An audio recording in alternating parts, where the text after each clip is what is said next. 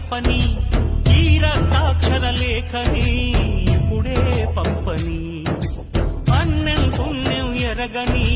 మా సీమకిరా రమ్మని ఆహ్వానం అందించని